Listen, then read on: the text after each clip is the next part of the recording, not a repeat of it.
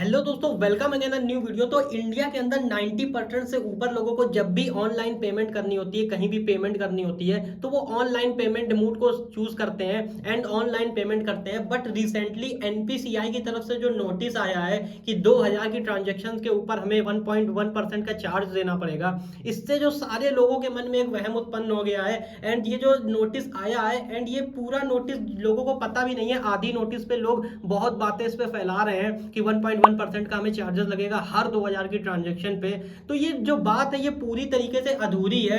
जो हर 2000 ट्रांजेक्शन पे लगेगा हम लोग को चार्ज, ऐसा बिल्कुल भी नहीं है। तो इस वीडियो में हम डिटेल इसके ऊपर बात करेंगे कि किस तरीके से हमारा चार्जेस लगेगा और कौन सी ट्रांजेक्शन पे चार्जेस लगेगा। तो अगर आप चैनल पर पहली बार आए हैं तो चैनल को सब्सक्राइब करके बेल आइकन पर क्लिक कर दीजिएगा, जिससे आने वाली हमारी सारी वैल्यूएबल वीडियोस आप तक पहुंच पाए। तो अब हम पहले बात करते हैं ये एनपीसीआई है क्या। तो एनपीसीआई है national payment corporation of India. अब ये जो national payment corporation of India है, एनपीसीआई है, जितने भी इंडिया के अंदर ऑनलाइन पेमेंट मोड, ऑनलाइन हम जिस तरीके से ट्रांजेक्शन कर सकते हैं वो इनके अंडर में ही आता है। तो इसने रिसेंटली एक नोटिस निकाला कि अब अगर आप 2000 से ऊपर कोई भी ट्रांजेक्शन करते हो यूपीआई की, तो आपको उसमें 1.1% का चार्जेस लगेगा। और इन्होंने चार्जेस की अपनी एक लिस्ट निकाली थी कि उसमें लिखा था कि क्या क्या चार्जेस है, जो मैं आपको डिस्प्ले पर दिखाई रहा हूं। तो वो जो चार्जेस लग रहे थे वो आपको हर यूपीआई ट्रांजेक्शन पर नहीं लगेंगे।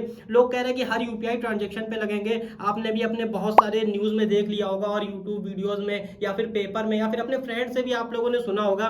मेरे भी बहुत सारे फ्रेंड्स से मुझसे कहा कि अगर आप 2000 से ऊपर की कोई ट्रांजेक्शन करोगे तो 1.1% का चार्जेस लगेगा। तो ऐसा नहीं है। ये जो ट्रांजेक्शन चार्जेस है ये तभी लगेगा जब आप ये पीपीआई ट्रांजेक्शन करोगे। अब ये पीपीआई क्या होता है? पीपीआई होता है प्रीपेड पेमेंट इंस्ट्रूमेंट। अब ये प्रीपेड पेमेंट इंस्ट्रूमेंट क्या होता है? एग्जांपल के लिए मैं अगर आपको समझाऊं कि ये पीपीआई होता क्या है, तो ये पीपीआई एग्जांपल जैसे कि आप पेटीएम वॉलेट है या फिर फोन पे वॉलेट है, तो ये प्रीपेड के अंदर आता है कि ये जो फोन पे या फिर पेटीएम वॉलेट है, इससे आप जब भी ट्रांजेक्शन करते थे मर्चेंट पे, अगर करंट टाइम की बात करिए तो ये ट्रांजेक्शन आपके तभी होते थे जब या तो अगर आपके पास जैसे पेटीएम का वॉलेट है तो आप पेटीएम वॉलेट का अगर मर्चेंट होगा तो उसी में ट्रांजेक्शन कर पाओगे। बट 1 अप्रैल से ये चीज कंफर्म हो गई है कि अब आप पेटीएम वॉलेट या फोन पे वॉलेट से किसी भी क्यूआर पर ट्रांसफर कर पाओगे पैसे को, और अगर वो 2000 से ऊपर का अमाउंट होगा तो उस पर 1.1% का चार्जेस अप्लाई होगा।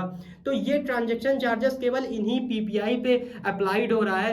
अगर आप किसी normal bank to bank transfer कर रहे हो या फिर यूपीआई आईडी या फिर नंबर डाल के किसी फ्रेंड को ट्रांसफर कर रहे हो, बैंक ट्रांसफर कर रहे हो, तो चार्जेस नहीं लगेगा। और ये जो चार्जेस 1.1% का अप्लाई हो रहा है, वो जो वॉलेट के ट्रांजेक्शन पे जो अप्लाई हो रहा है, वो ये ट्रांजेक्शन चार्जेस भी आपके ऊपर नहीं लगेगा, ना किसी मर्चेंट के ऊपर लगेगा। आप लोग सोच रहे हो जो चार्जेस अप्लाई होंगे ये मेरे ऊपर अप्लाई होंगे, मेरे पास से ये 1.1% जाएगा, तो ऐसा बिल्कुल भी नहीं है। ये ना आपके पास से जाएगा, ना आप किसी मर्चेंट को जिसको पेमेंट कर रहे हो उसके पास से जाएगा। ये उस पार्टनर को जाएगा जिस पार्टनर के थ्रू पेमेंट हो रही है। जैसे आप किसी एक्सिस बैंक में क्यूआर पे अगर पेमेंट कर रहे हो, तो वो जो एक्सिस बैंक क्यूआर जिस यूपीआई आईडी के थ्रू चार्जेस जो उसमें मतलब पार्टनर होंगे, उनके उन पार्टनर्स को वो 1.1% का चार्ज देना पड़ेगा।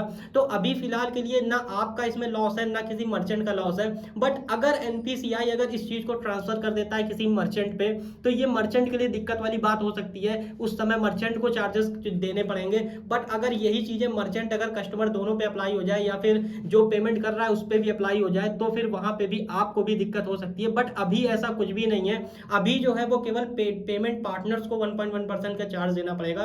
तो ये जो न्यूज आई है ये अगर बेसिकली नॉर्मल अगर इंडियन पीपल्स की अगर बात करी जाए तो उनके लिए कोई भी प्रॉब्लम नहीं है, उनको कोई भी चार्जेस देने की जरूरत नहीं है। लोग काफी डर चुके थे कि अब हमें यूपीआई पेमेंट को ड्रॉप करना पड़ेगा, क्योंकि यूपीआई पेमेंट ऑनलाइन पेमेंट की अगर बात करी जाए तो ये काफी तेजी से फैल रहा था। लोगों ने अपनी जेब में पैसे रखने भी बंद कर दिए थे। करंट टाइम की अगर बात करें, हर इंसान ऑनलाइन पेमेंट को बढ़ावा दे रहा है और देना भी चाहिए।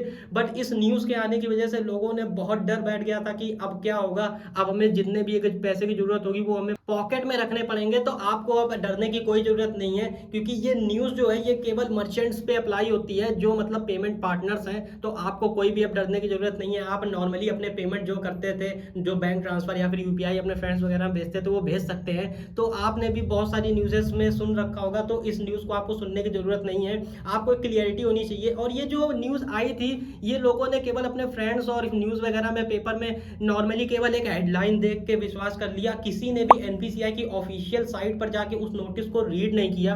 तो मैं चाहूंगा कि जब भी कोई नोटिस आता है तो आप सीधा जाके ऑफिशियल साइट पर रीड कर सकते हैं। और अगर बात करी जाए, अगर आपके पास इतना टाइम नहीं है तो आप हमारे चैनल को भी सब्सक्राइब कर सकते हैं, क्योंकि हम जितनी भी फाइनेंस रिलेटेड ऐसी नोटिस आती रहती हैं उनको हम अपने वीडियो में कवर कर देते हैं। तो आप हमारे चैनल को भी सब्सक्राइब कर सकते हैं। तो मैं उम्मीद करता हूं कि इस वीडियो के थ्रू आपको ये जो एनपीसीआई का नोटिस आया था इस पे सारी क्लियरिटी हो गई होगी, और सारे जो आपके डाउट थे कि हम पेमेंट करेंगे तो हमें चार्जेस वगैरह लगेंगे, तो वो सारे डाउट आपके क्लियर हो गए होंगे। तो चलिए इस वीडियो को रखते हैं यहीं तक, मिलते हैं किसी और वीडियो में, तब तक के लिए जय हिंद एंड गुड बाय।